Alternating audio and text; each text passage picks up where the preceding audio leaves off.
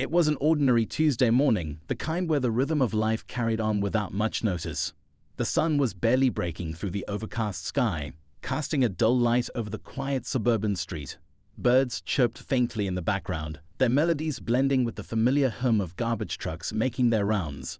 Neighbors were just beginning their day, some sipping coffee on their porches while others hurriedly backed out of driveways, late for work. Among this mundanity, a girl, no older than 8, suddenly burst out of a modest brick house near the corner.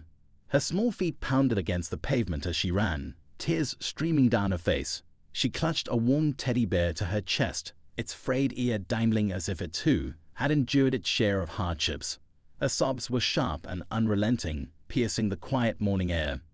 At that moment, Marco, the neighborhood garbage collector, was stepping down from his truck, preparing to grab the bins lined up neatly along the curb.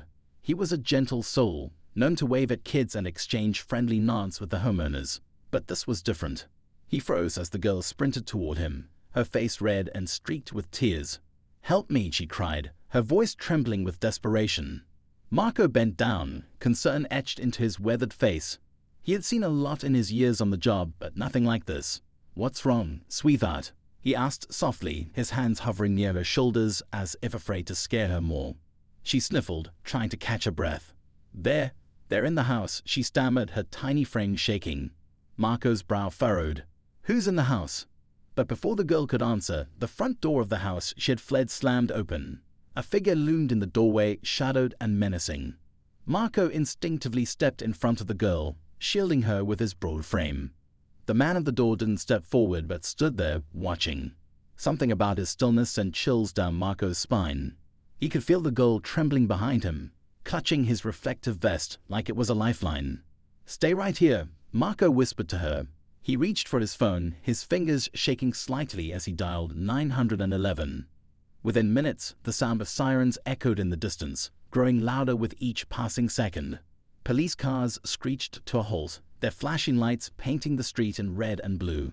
Officers jumped out, their hands on their holsters, scanning the scene with practiced vigilance. One officer approached Marco, his voice firm but calm. "What's going on here?" Marco gestured toward the girl, who was now clutching her teddy bear tightly, her wide eyes darting nervously between the officers and the house. She ran out crying, saying someone's in the house. "I don't know who or why, but it doesn't feel right." The officer nodded, signaling to his team. They moved swiftly, surrounding the house with precision, their movements deliberate and silent. The tension in the air was palpable as neighbors began peeking out from behind curtains and stepping onto their porches, whispering among themselves. "Stay back," an officer instructed the growing crowd, his voice carrying a tone of authority. Marco stayed with the girl, his heart pounding as he tried to comfort her. "It's going to be okay," he said, though he wasn't entirely sure himself. And then, just as the officers breached the door, a sound erupted from inside the house, a sound that made everyone freeze in their tracks. The sound that came from inside the house wasn't something anyone could easily place. It wasn't a shout or a scream. It wasn't the slam of furniture being thrown or glass shattering. It was low, guttural, and haunting, a sound that made the officers exchange uneasy glances as they moved further inside.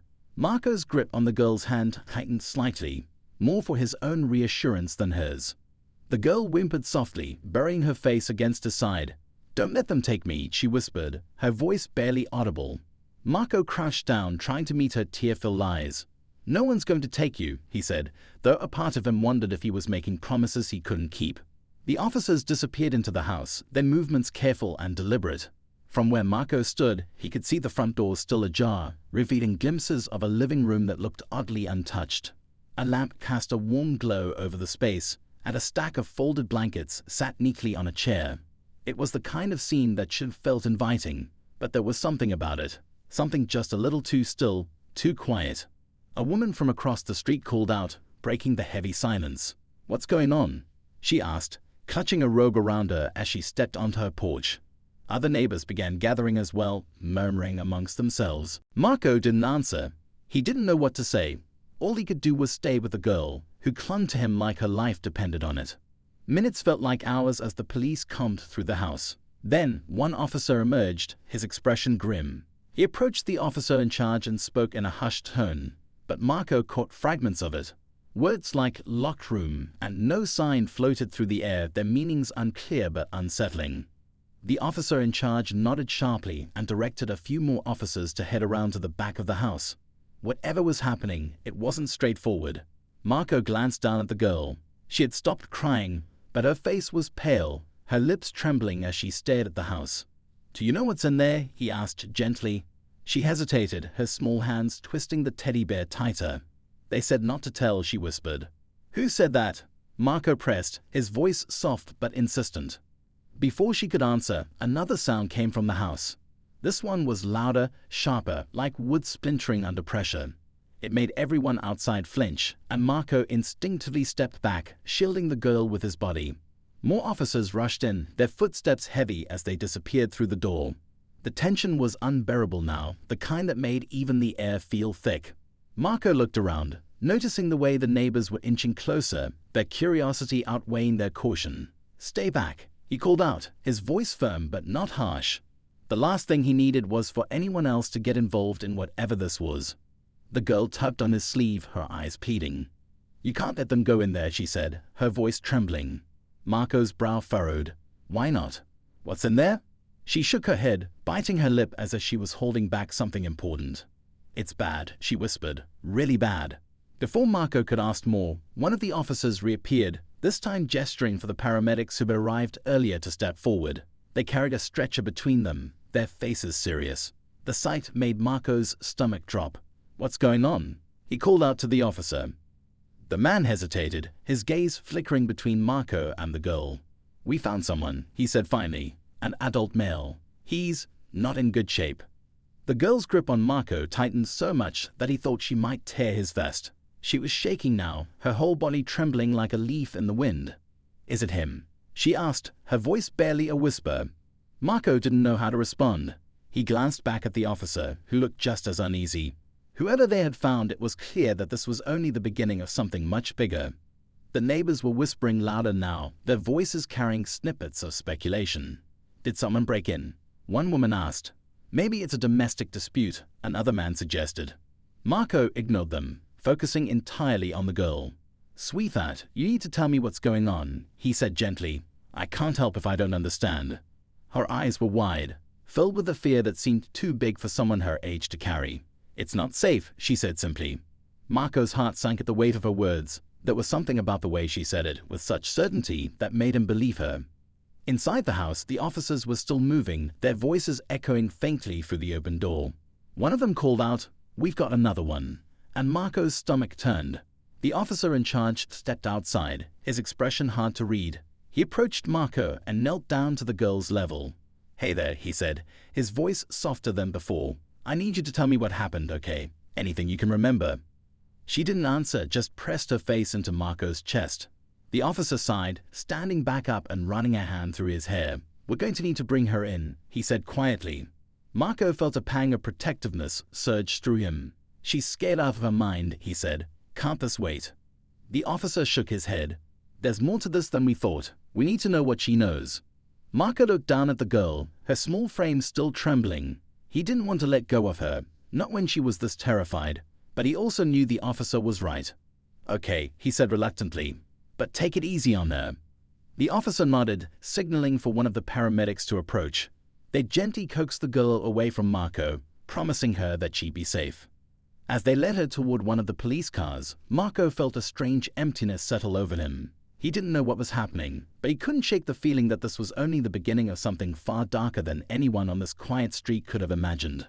And as the girl disappeared into the car, the house loomed in the background, its shadows stretching ominously across the pavement, as if it were hiding secrets that no one was ready to uncover. Marco stayed on the curb, watching as the police car carrying the girl disappeared down the street. His chest felt heavy, weighed down by the growing unease that had taken root the moment she ran to him. The house loomed in front of him, quiet now except for the faint murmurs of officers still inside.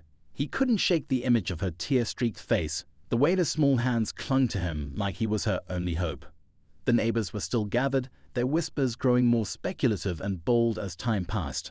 Marco didn't want to engage, but he caught pieces of their conversations. "Maybe it's a hostage situation," one man suggested. "I heard screaming earlier," a woman added, "but I thought it was just kids playing." "It could be anything," said another voice, though the fear in their tone suggested they didn't truly believe that. Marco turned his attention back to the house. Something wasn't adding up. The girl's fear wasn't just about someone being inside. It felt deeper, more personal, like she was running from something she couldn't even name. And then there was the man they'd found in the house, the one the paramedics had rushed inside for. Who was he? What had happened to him? A sharp noise from behind startled Marco out of his thoughts. He turned to see another garbage truck pulling up the street, its driver leaning out the window to wave at him. "Everything okay, Marco?" the driver called out, his brow furrowed as he glanced at the commotion. Marco hesitated, then shook his head. "Not really. Weird stuff's going on at this house." The driver nodded slowly, his gaze drifting toward the scene. "Let me know if you need anything," he said before continuing on his route. Marco appreciated the offer, but he knew there wasn't much anyone could do right now. He glanced at his phone, debating whether to call his supervisor and report the delay. But before he could, another officer emerged from the house, his expression tense. "Marco, right?" the officer asked, approaching him. Marco nodded. "Yeah, what's going on in there?" The officer hesitated, as if deciding how much he could say. "We're still piecing it together," he admitted. "The man we found, he's alive, but barely.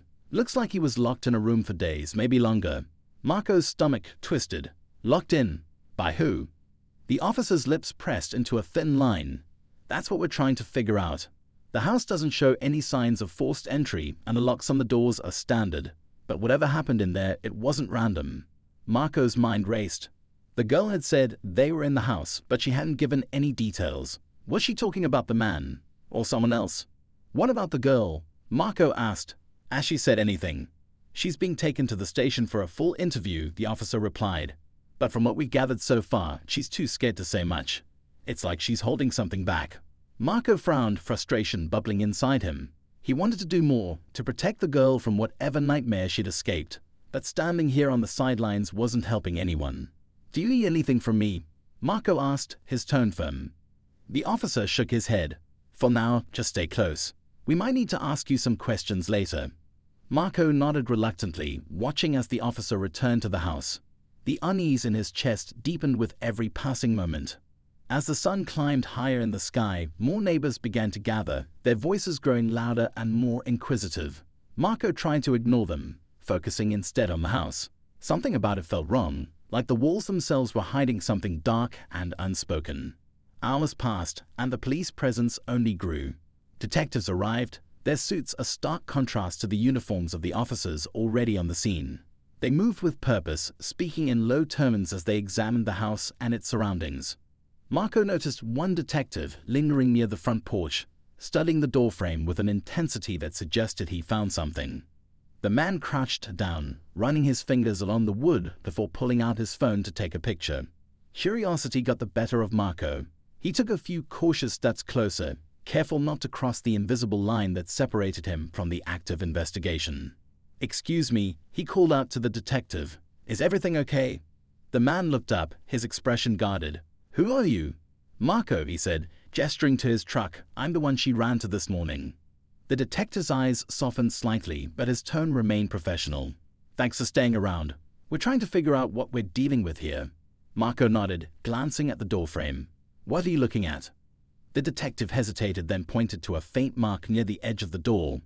"There's some unusual damage here. Looks like someone tried to force it open, but not in the way you'd expect. It's strange." "Strange how?" Marco asked, leaning slightly closer. The detective didn't answer right away, his gaze lingering on the mark. "It's too precise," he said finally, almost like it was done deliberately, but with something we don't see often. Marco didn't know what to make of that. He stepped back, his mind churning with questions he didn't have answers to. As the hours stretched on, the tension only grew. The detectives were in and out of the house, their expressions unreadable as they worked to piece together the puzzle. Marco stayed where he was, watching and waiting, his heart heavy with worry for the girl who had run to him for help. And as the sun began to dip below the horizon, casting long shadows across the street, Marco couldn't shake the feeling that the worst was yet to come.